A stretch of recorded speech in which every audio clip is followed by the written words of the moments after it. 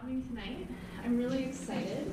So a while ago, a group of us in Edmonton, we started working with an organization called FFAC, which is Factory Farming Awareness Coalition, and we started to research different topics regarding factory farming in regards to Canada. And so it was Karen Nelson who put me in contact with Stephanie, because Stephanie has done some research on slaughterhouse workers and things that go along with it, like PTSD and the mental illness. And when we started talking about it, I was like, this is information we need to know more about. So I asked Stephanie if she would give us a presentation, and she said yes. So, and that brought us to tonight. So thanks so much, Stephanie.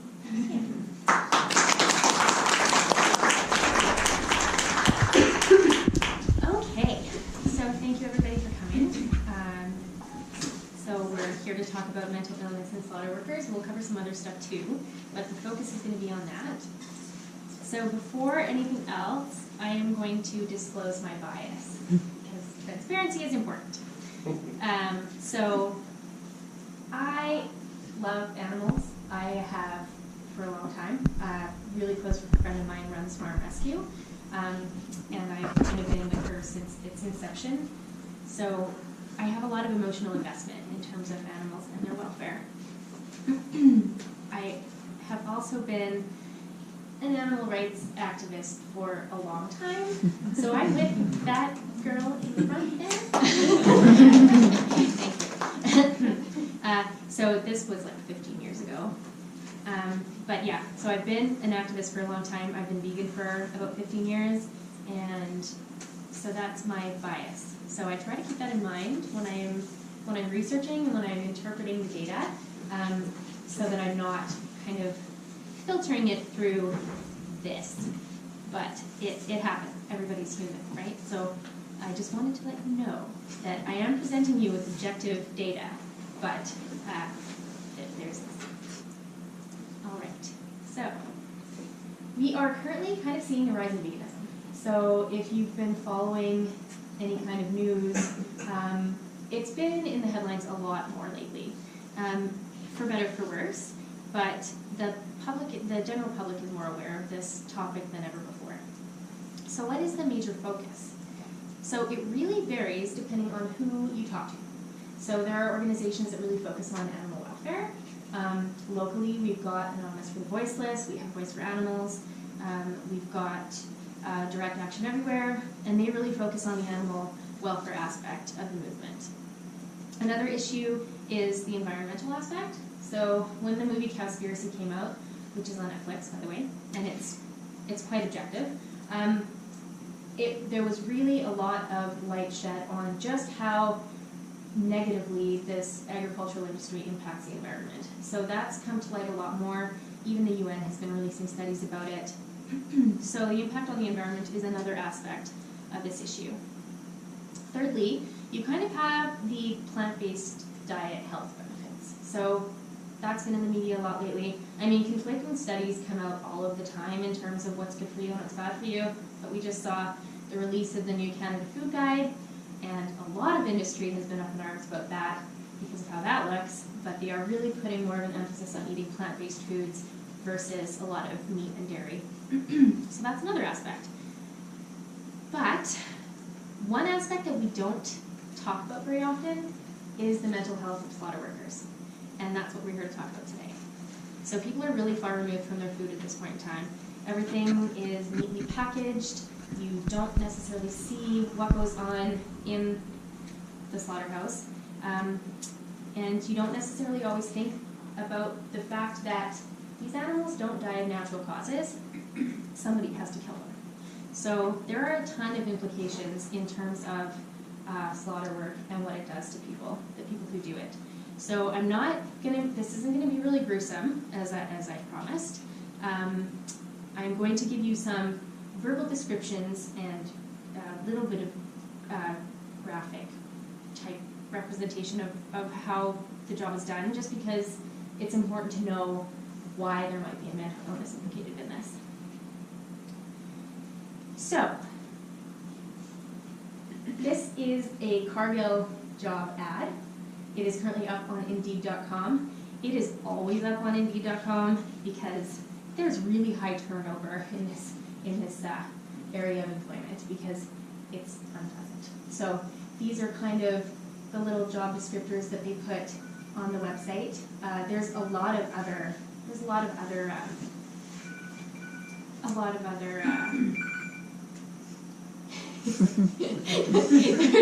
other meat packing places up there too that are always hiring. So as you can see, and they've got the work site environment down there too, the harvest floor, bloody odor, and can get very warm.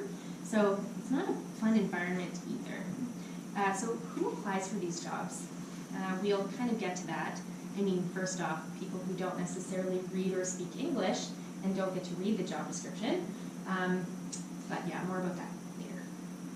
So this is another descriptor that's on the Cargill website. So it kind of gives you detailed description of how they knock the cows. And this is all up there in the job description. So I'm not sure why they're so transparent about it, but they are. So some people, at least who are applying on here, have an idea of what they're getting into. Mind you, I love how the cow is smiling. But a lot of people, they think they know what they're getting into in theory. It's a lot different in practice. In terms of pigs, so there's quite a few different methods of slaughter for pigs. This is just stunning. So to stun the pigs, they use, this is called a head-to-heart electrocution, and it's essentially a current that travels back and forth between the heart and the brain, and it's supposed to knock them out. And these instructions are taken from the CFIA website. So this is what happens in Canada, theoretically, of course. What's supposed to happen to ensure that these animals are unconscious when they're stuck, which is when they feed them. So that's one procedure. This is another one from the CFIA website. So this is a bolt to the brain. It's like what I described before with cattle. So they take a knocking gun or a high-powered rifle sometimes, not very often, and they slaughter the pigs they knock them out like that. So that is a second method. So as you can see, these aren't fun, especially this because pigs have really thick skulls. So they don't actually do this very often because it's not necessarily effective. And as you can imagine, it results in pigs being stuck when they're still conscious, which is terrible. This is another method where they gas them. So this is a bit more common. So they have, and this is also on the CFIA website, the stun to stick interval. So that's from the time that they're gassed and unconscious to the time where they are exsanguinated. So they have all of this up there. It's very detailed in terms of descriptions. The federal government is sometimes good for that. This is for chickens, and this is actually taken from one of the studies that I'll be discussing. So Hudson and Nito, and this was done, this research was done in Brazil. So they looked at a big poultry operation in Brazil, and see, these are some of the activities that were developed. So the cutting floor is where they actually kill the animals. And then you got evisceration, reception, packaging, freezing. Reception is where they take in the birds, so they're dealing with live chickens, which can also be pretty awful. But as you can see, the activities are really no fun at all. They're not things that most people would want to do for a full-time job. And on top of just the killing and those activities, you've also got the other adversities of the work environment. So these are very, very unpleasant circumstances to work in. You have, essentially, if you're not working on the kill floor, you're working in a fridge all day. So you're on your feet all day, you're doing this really repetitive work, and you're really cold and sticky and covered in blood and guts all the time. So it's just not good at all. The cold affects people so badly, especially when we're talking about immigrants who come here from warmer countries. They're not used to the cold. They're stuck in here. They get so cold and are so desperate to get out of the cold that they actually ask to go work on the kill floor because it can get up to 30 degrees on the kill floor. So that just goes to show you how terrible some of these conditions are for these people. So we've got a lot of physical implications, which we'll touch on briefly. So a lot of chronic musculoskeletal injuries, so from really repetitive movements, because the way that a lot of these lines work in high production facilities is the workers are standing there and they only make 1 or 2 specific cuts. So they're not in charge of like killing and taking apart a whole animal. They're just doing 1 cut. So as you can imagine, doing 1 motion for 8, 10, 12 hours a day leads to a lot of that chronic injury, like carpal tunnel and stuff like that. So that's one thing that they've really found. There's also stress-induced dysmenorrhea. So women who work in poultry processing plants, a lot of the time stop getting their periods because they're so stressed out, which is highly indicative of just the sheer level of stress that they're under. Oftentimes it's women who work in poultry plants. In terms of cattle, it's quite a male-dominated work environment. You also have lacerations. So this is anywhere from like a little scrape to an accidental amputation, which happens a lot in poultry. I mean, they're working at really high speeds and they're using sharp tools, hopefully, because, well, either way. So there's a lot of physical injury that accompanies that. And there is also, if you're working and you cut yourself and you don't notice because the tool is sharp, you're going so fast, there's a lot going on around you, you don't necessarily notice quick enough to cover it up, and you are very, very susceptible to infection because, as we can imagine, there's a lot of pathogens floating around in this environment. There's a lot of fecal matter, there's a lot of blood, there are lots of parasites because these animals are kept in horrible conditions. They develop all kinds of infections themselves. So people contract staph infections, even super bacteria like MRSA, which is really scary. And yeah, that's another risk that's quite common. There's also a really high incidence of cancer, especially in pig farms. So there were a couple guys, I can't even pronounce this, Karamatang and Namoa. Oh no, that's another. There was one, Johnson et al. In 2011. They followed a group of workers who were in this pig processing plant from the 1950 until 2007. So by the time they hit 2007, 45% of the workers had died. And they found that there was a massive amount of lung cancer and of colorectal cancer. And they attributed a lot of that to just all of the pathogens that these guys are exposed to and the chemicals. So that was a longitudinal study, so that was actually pretty powerful that they found that length because they were following them for so long. There's a lot of other implications there and a lot of other factors that can contribute to that, but they found that the findings were quite significant. So you have all of these physical implications, so that's already crappy. And on top of that, this woman, Ellen Silvergill, wrote a book called Chickenizing. She went through a bunch of OSHA documents, so that is kind of the big head honcho in terms of monitoring worker safety in the States. And so she went through OSHA documents for poultry and pig processing plants, and she kind of figured out that tons of the injuries weren't even reported. So they were getting these really high numbers for injuries for workers, and they were only scratching the surface. So unfortunately, the process to even report an injury is quite a thing. So first of all, like if you're not easily granted, and a lot of the times, if you leave the floor without permission, it counts as a demerit towards dismissal. So you can imagine, if you're an immigrant in one of these operations and you cut yourself and you don't want to go to your supervisor because there's a lot of bullying that goes on in these workplaces, if it's bad enough that you leave, you can get fired.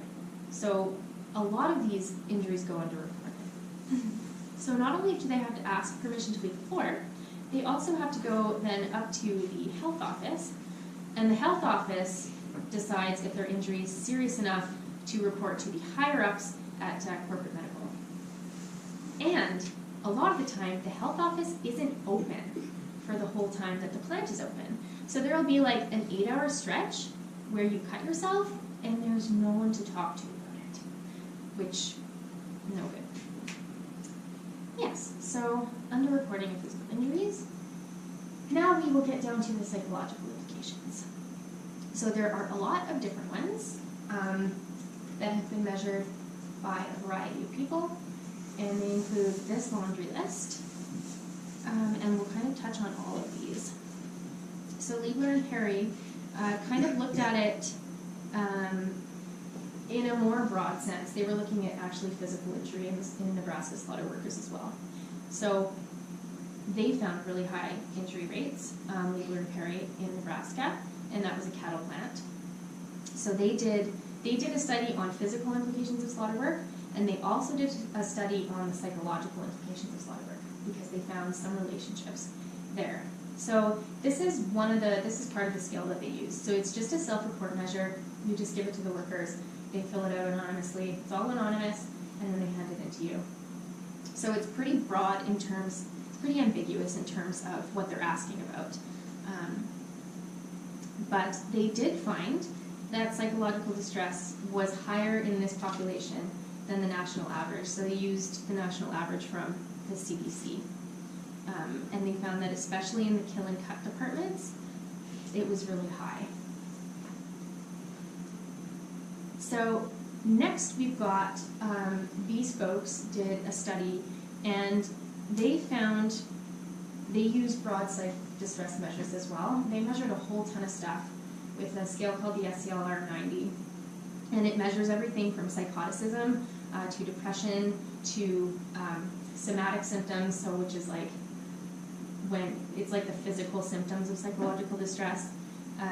So 9 different dimensions they looked at, and they found that they compared slaughter workers with butchers, so just butchers who cut up meat in the market, and they also looked at office workers, so just to have kind of a control group.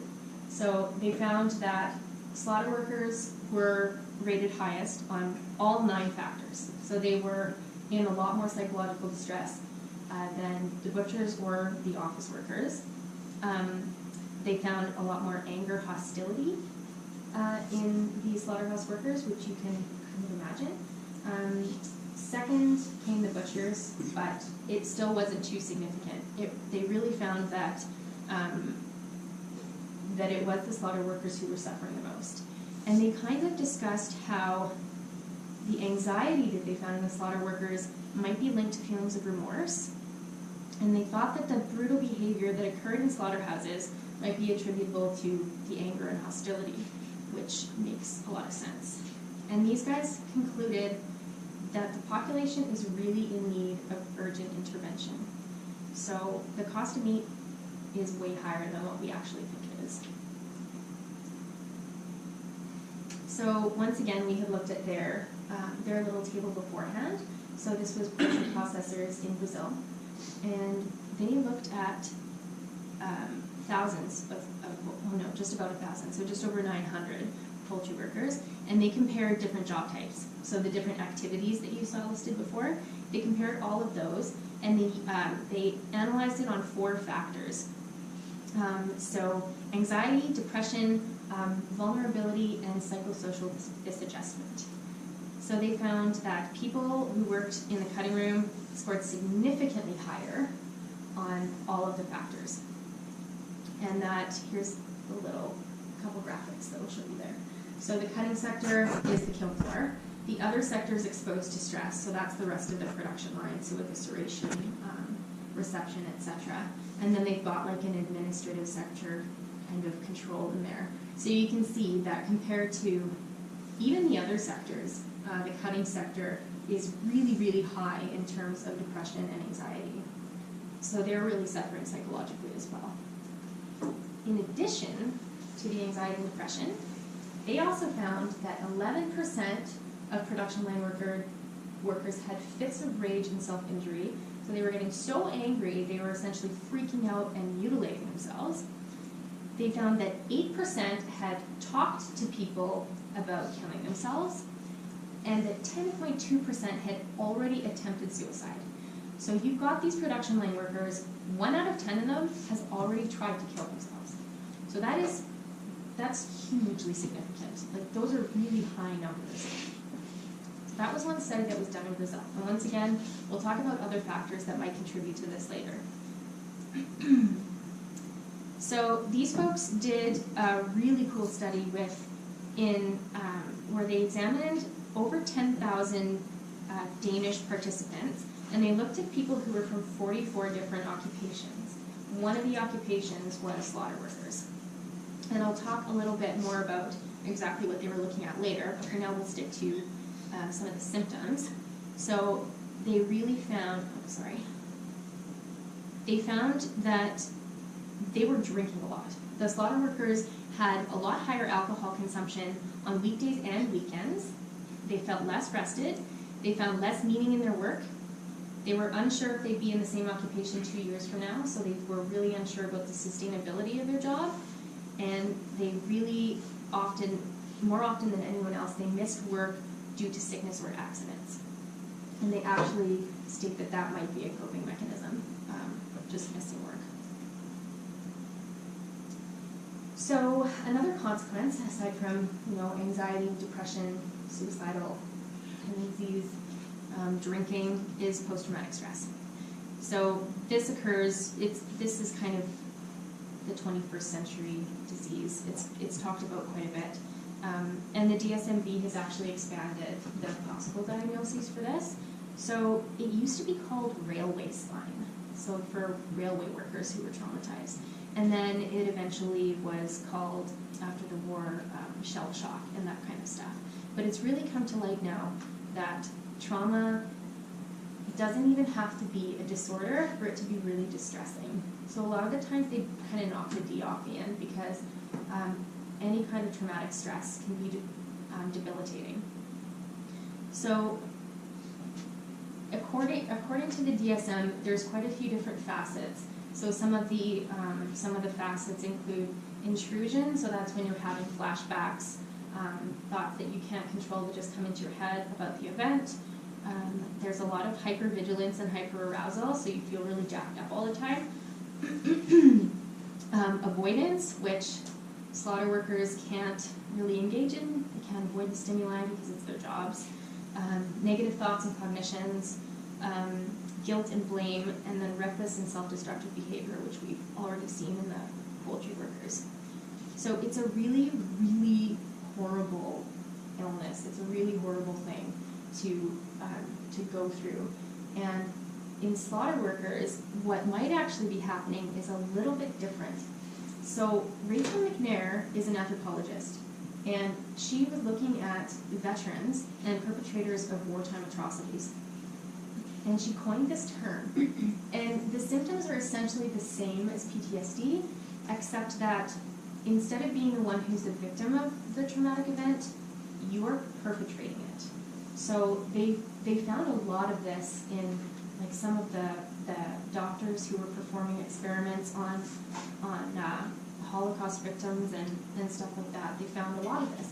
And in her book, Dr. McNair actually talks about populations who would be at risk of this, and she names slaughter workers as a population at risk. So they do have tons of the same symptoms. Another thing that she really emphasizes is the importance of dreams and nightmares. So she talks a lot about that, about how dreams are really complex and they're really symbolic of what's going on in terms of the trauma. And we'll talk about that later, actually. That's been investigated by these guys. So this was Victor and Bernard. They talk a lot about dreams. They did a qualitative study on South African slaughter workers.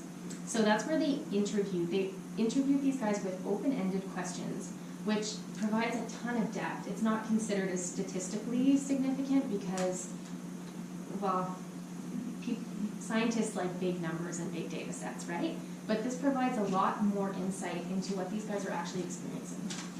So they were cattle slaughter workers, and they really went into great detail about describing their nightmares. So they had a ton of nightmares, especially in the first couple months, of cattle chasing them, of cattle confronting them about slaughter, about cattle suffering, and these nightmares are just really driven by paranoia and anxiety, and so they're not sleeping very well either.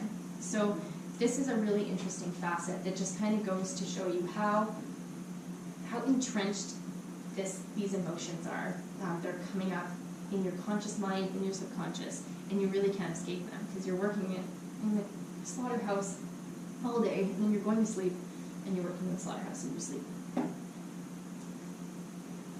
So this is just a quote taken from Timothy Patrick's book.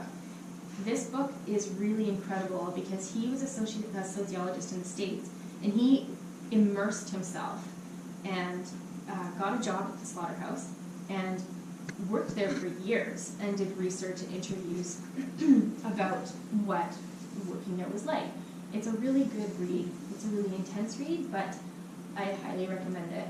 So he essentially talks to some of these guys, and it comes up. It comes up that it's really killing that impacts you psychologically. And it's not something that comes up in a lot of slaughterhouses because people don't want to talk about it.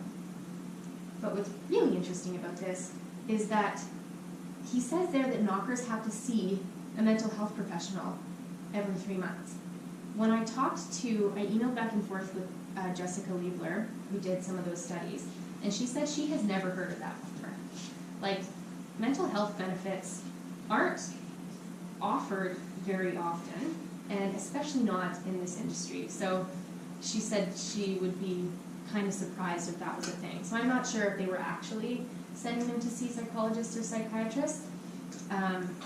But as far as I know, I haven't seen any kind of mental health benefits listed on any of these job ads. So they're not necessarily even offered. Okay, so this graph kind of illustrates, we talked about the first couple of columns. So that's a lot of trauma symptoms, like the heightened emotional responses and experiencing personality changes. So now we're going to discuss the third and fourth columns. So the potential consequences of trauma, aside from the symptoms that we've already mentioned. So like maladaptive coping strategies, substance abuse is some of them, some of the other symptoms we talked about. But unfortunately, it's not only the people who are traumatized who are affected by this. So there was a study done by Taft, Creech, and Murphy, and they actually found that trauma can result in anger and aggression. So PTSD has been shown to be linked with anger more than any other disorder. And PTSD symptomology can actually predict violence. So this includes intimate partner violence and general aggression. So this is really important to keep in mind when you're watching those undercover videos and you're seeing workers do things to these animals that, like beating them with pipes and kicking them and stepping on them, and just the atrocities that they're committing towards these animals. I'm not condoning it by any means. It's horrific. The animals are victims as well, but some of the time this is attributable to trauma. These guys, these people, they're all hypervigilant and all jacked up all the time, and they don't know how to process these emotions, and they don't know how to deal with them. So who do you think they channel their aggression towards? It's these animals. So it's not necessarily that they're all psychopaths. A lot of them are legitimately experiencing a psychological disorder. So Victor and Barnard also found in their interviews work-life spillover. So this is the qualitative interviews with the South African workers. And so they essentially said that the violence that they perpetrate on the kill floor follows them home. So a lot of them reported that they were hurting animals outside of work because they just didn't care anymore. A lot of these guys reported that they were hitting their wives. They were starting fights. So there really is, the line becomes very blurred when you're doing this for a living. A lot of them felt invincible because they were killing for a living. They were taking lives for a living. So it fundamentally changed their personalities.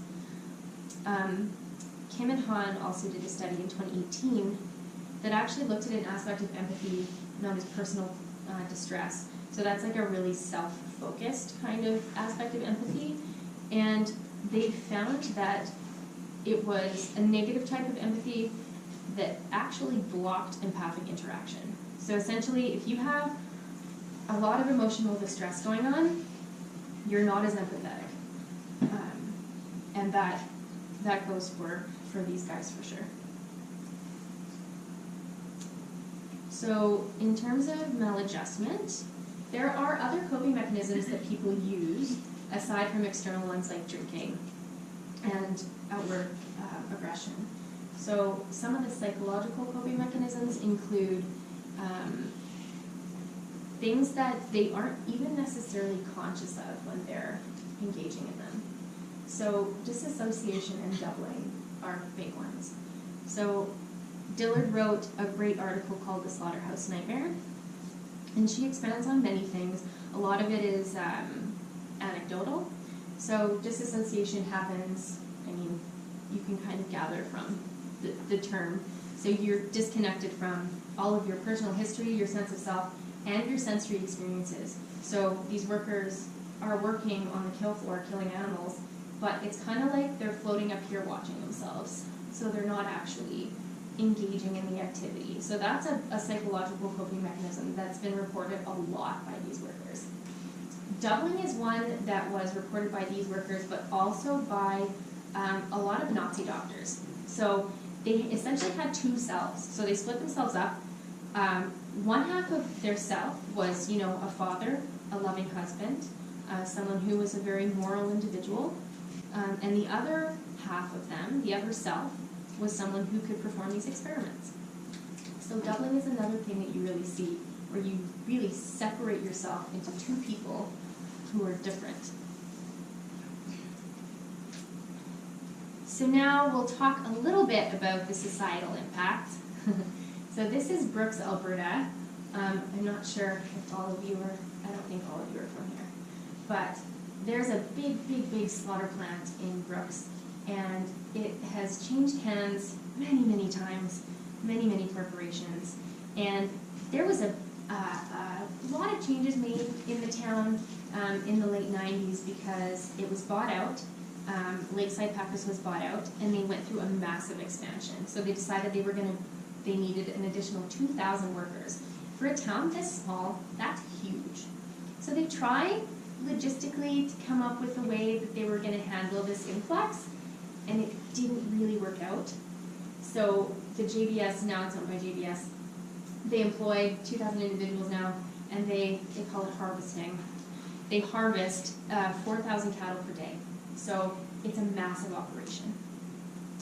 And there was a guy, Michael Broadway, he did a study on it, and he called it Planning for Change in Small Towns or Trying to Avoid the Slaughterhouse Blues. And they did not avoid the slaughterhouse blues. So after the expansion, the town saw a lot of terrible things. At first, when they expanded, they were hiring workers from within Alberta. But because of the really high turnover rate that they weren't expecting, that supply ran out. So then they started bringing people in from the Maritimes. And they started bringing people over from the Philippines and other immigrants to kind of fill these positions. And the RCMP arrested 3 times more people between 96 and 97 for being ridiculously intoxicated. There were literally brawls in the streets. One of these brawls, over 100 people were implicated in this brawl. So it's a legitimate brawl in this little town. And the requirements or the demand for Alberta Social Services went up by 300%. So these are people who are requesting transitional services because, well, for a variety of reasons. There was a big spike in domestic violence as well. So that's kind of the slaughterhouse blues, and it happened right here in Alberta. In '99, they actually opened an immigrant office at the slaughter plant because they needed to. Lakeside Packers, when they still owned it, they were actually going on missions over to the Philippines to recruit slaughter workers. So they would go over to other countries and to other parts of Canada and hire people because they were so desperate for workers that they couldn't find here. And that's because nobody here wants to do this job. It's not a fun job. So there was another anthropologist who did some more work on this a bit later, and just talks about how it's a terrible job. Nobody wants to do it. So we're bringing these immigrants over to slaughter cows, and it's not fun. So there's a lot of implications. Cargill does this too. It gets really common for these places to do this, to hire outside work, and it's been demonstrated in tons of different places. Like Cargill says on their website that they brought over 450 immigrants from the Philippines. So this isn't just specific to Brooks. It happens all over the place. There's estimates in the U.S. Bureau of Labor and Statistics that 75% of the meatpacking labor force is of Hispanic descent. 75%. So that's a huge majority. So this might seem like an okay opportunity for the population. Usually it's not the case. I mean, they're a very vulnerable population here. They come here, the weather's horrible, first of all. They're away from their family, they have no social supports. There's culture shock that comes along with it. They don't speak the language. So it's really easy for industry to take advantage of them.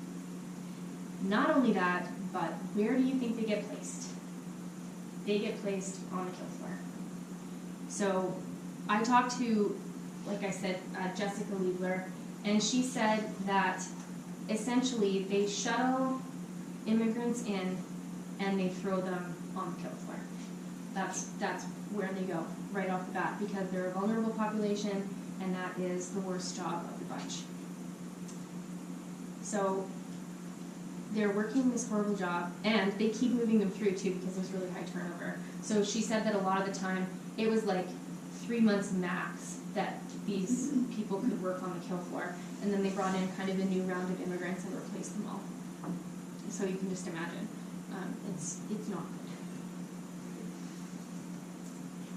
good. Okay, so another thing that's no good with this job is that's really low. That's in US dollars, but that's the mean hourly wage for 2017. So that's for killing animals all day. It's not worth it. It's really not worth it. So $13.38 US. It's not much better here. Cargill pays $17.60 an hour, tops out at just over 20 bucks. JBS pays $17.10 to $23 an hour, and then the Maple Leaf plant in Lethbridge pays $15 an hour to slaughter pigs all day. So that's minimum wage to kill animals all day. It's not worth it. So that's another reason that North Americans don't want to do it. And so there's lots of immigrants brought over to do it. So we've discussed slaughter work and all the implications, well, many of them, but there's lots of things that we need to keep in mind. There's tons of factors at play here. So how do we know what's related to what? So one huge question is whether or not it's the physical impact of the work that is causing people to be psychologically distressed. Because you can imagine, when you're sore all the time, you're injured all the time, you're not going to be feeling great. That can really, really impact you psychologically. But what Liebler and Perry found when they did their studies is that the self-reported injury that the workers were reporting was not associated with the psychological distress they were reporting. So they couldn't actually attribute the psychological distress to anything that they measured. So it wasn't the pain that was causing that. That's just one study, but it's pretty telling. So another thing that it could be is that slaughter work is dirty work, right? Literally dirty work. So if it's not the physical pitfalls, maybe that's the case. I mean, like I said before, blood, guts, fecal matter all over the place. It's really gross. So I said that I'd talk more about that Danish study with the 10,000 people across 44 different occupations. What they were really looking at was job prestige and dirty work. So slaughter work is considered dirty work And it's also considered really not prestigious work because it's tainted. And it's tainted physically because of this. It's tainted morally because you're killing animals all day, so it's morally reprehensible. And it's tainted socially because you're working with a stigmatized population of animals. So farm animals, because they're considered food animals, they're not considered pets. So they're considered a stigmatized population. So slaughter work kind of falls into all of those categories. So it's considered really, really dirty work. So they brought in these experts to kind of judge which occupations were also considered dirty and which were considered prestigious. Because if you have a dirty job, like even doctors, technically their jobs are physically dirty because they're dealing with this kind of matter all the time, but it's really high in prestige. So it kind of cancels each other out. But they wanted to see if it was the fact that it was dirty work that was causing psychological implications in these guys, or if it was something else. So they compared slaughter workers to another population whose work was dirty and tainted through all three facets, which was people who did janitorial work and people who did home care work that focused on elder care, because it meets a lot of the same criteria. And what they found was that this population suffered more psychologically. So they attributed that to the key differentiating factor, which was the intentional killing of animals. So now we've kind of narrowed out with a couple studies the physical implications causing the psych distress and the dirtiness factor causing the psych distress. So those are a couple major factors that don't necessarily impact the mental illness in this population. One thing that we really need to remember, despite everything that I just told you, is that correlation does not equal causation. So just because there are these relationships here, we don't necessarily know in which direction they move. So it's not, we can't say with this research that slaughter work causes mental illness. We can say that there's a relationship there and that it may potentially contribute to it, but we don't know what all of the underlying factors are. And we can't necessarily control for them. There's tons of external variables. There are even genetic factors that make certain people more predisposed to these conditions that we can't control for. We can't control for external factors like social supports necessarily, or what they do in their spare time. So it's really difficult to say with certainty that it's the slaughter work that causes the mental illness. What you would essentially need to do that is take a population that's never done slaughter work before and interview them all and get all of their psychological data and make sure they're all good, and then put them in on the kill floor and control for everything else. So essentially make sure that they're good on all other fronts aside from their work, and then take data from them again at a couple more intervals and see if that increases. And it might increase, but if it doesn't increase, it might just be because they're better at coping. So really hard to determine what's the cause of what in here. Either way, it exists.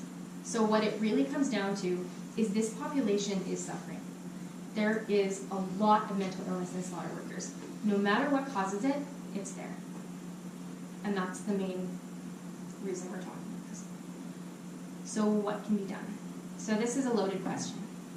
So on the industry level, mental health issues are really highly stigmatized still. They are in regular occupations, let alone in, there's kind of a bro culture in slaughterhouses, you can imagine, right? It's very highly masculine and you've got to be really tough, and anyway. So it's really extra stigmatized on the kill floor. In our culture, in North American culture, it's highly stigmatized. Then you bring in people who are from other backgrounds, and in their cultures, it might be even more stigmatized. So just like a lot of white people won't say that they're psychologically damaged, people from other places in the world, there's not a chance they will. So that's a huge problem too. So if we say maybe that let's say that the workers decided that they wanted to talk about this. They wanted to talk about the psychological distress they're experiencing. Now it needs to be properly assessed. So you need to have the right measures that are available in the right languages and make sure that they're still valid after translation. So when you're giving people these questionnaires, you need to make sure that if you're giving them to them in Spanish or in another language, that they're still measuring the psychological distress as well as if they were taking the test in English, because you want to be diagnosing everyone equally. So that's another thing, is the actual diagnosis. So if these people, this population was diagnosed properly, it was determined that they are suffering from trauma and distress, then we need to perform some kind of an intervention. That throws another wrench in things, because you have to make sure, first, that you have a therapist who can speak the language, if that's what the route you want to go. And second, a big part of therapist-client rapport is shared culture. So if you have a population from all different parts of the world working at this place, and they're all messed up, it is highly unlikely that you're going to be able to diagnose all of them properly, and that you're going to be able to treat all of them properly. This is assuming that the industry would even acknowledge this as a thing, which is the first huge barrier. They don't even want people to do research in this field.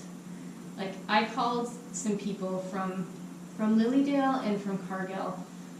The guy from Lilydale, these were union reps because it's all hyper-unionized in these big processing plants. The guy from Lilydale was actually quite receptive, because he figured, well, you know, if I can prove that that the people I represent are not well, then I can argue for a better benefit. The guy from Cargill was super cagey. He didn't want to talk to me at all. Not interested in research, and with Cargill, you have to go through the union reps and the higher-ups, and it is highly unlikely that they would allow you to do this kind of research. So there is no Canadian data at all. It just doesn't exist. The data that does exist is from other countries where they essentially don't tell the companies exactly what they're measuring. They'll say, well, we're going to look at injury rates, but then they just like slip that extra questionnaire in there and get that data. So that's kind of how they work around it.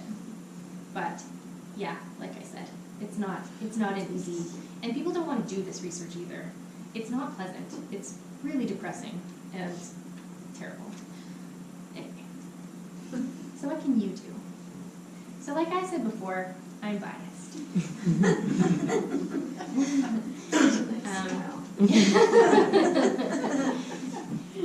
I mean, ultimately, there are a couple options. People think, well, maybe humane meat. This isn't working. Wait for it. Happening? No. Or you just press the forward on the Aha. keyboard. Yeah. Okay, thank you, Howard. So maybe humane meat. These animals still don't die of natural causes, right? Somebody still has to kill them.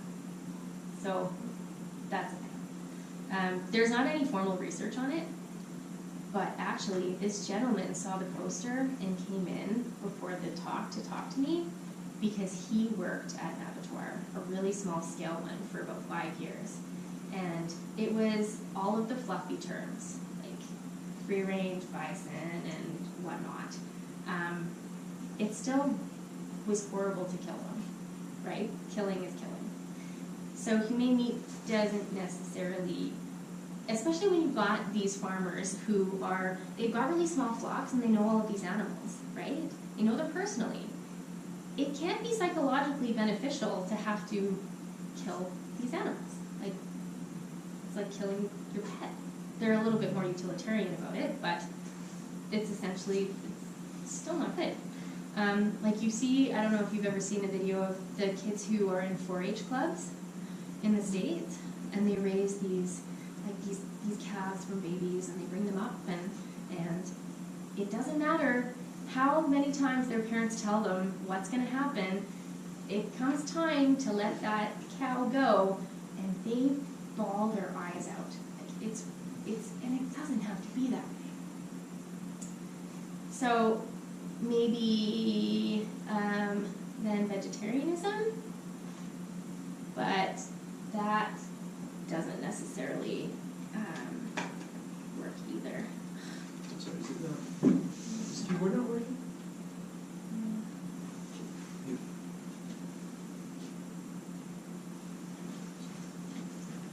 Could we stop the slideshow or something? You just try. It's not working. There we go. Yeah, Thank you. maybe, yeah, so maybe, oh, Yeah, yeah. there we go. That's okay. I only have a Okay, little more. yeah. Oh, jeez. Yeah, so, no. He came early to set this Yeah. up, and it doesn't. Well, it was working fine for a It while, was. yeah. So, unfortunately, just because you're not eating the animals themselves, it doesn't mean that nobody dies. So, for example, male chicks are a byproduct of the egg industry, and this is what happens to them. So that guy who's pouring them out probably doesn't feel so good. So that's another thing. Anyway, I said before, I'm biased. But as consumers, you have power. So you can make decisions anytime about what you consume. And at this point in time, it's easier than it's ever been. There are so many options out there. Like you can go to A&W and get a Beyond Meat burger. And it'll blow your mind. So that's an option, and it's just becoming more and more mainstream. So more and more things are available. So it's easier and easier to, well, and then you've got the Canada Food Guide too. That's really kind of a proponent of more of a plant-based approach. And as a result, they're sending out a lot of information and resources for people to try. Because people aren't necessarily comfortable, they don't know how to cook beans. It seems like a lot of work and kind of a process, and how do you make things tasty? But just Google it, it's really, there's a lot of information out there. So we do have a couple of resources here. So if you go to these websites, you will get a lot of information on some recipes and some programs that can help you if you want to increase your plant-based intake, your plant intake. And Karen was nice enough to leave some resources out here. So there's some recipes in there. There's some vegan and vegetarian diners guides, which lists all of the restaurants and stores in Edmonton that have these options, and it has a little map that's really quite great. They update it frequently as well because there's more and more restaurants popping up. And then lastly, please feel free to email me because like I said before, I am biased. So if you are a little bit weary of how I presented the information and you maybe think that it wasn't objective and I interpreted it not objectively, I can send you the data and you can interpret it. So that's an option too. So yes, feel free to email me. So, questions? That is it.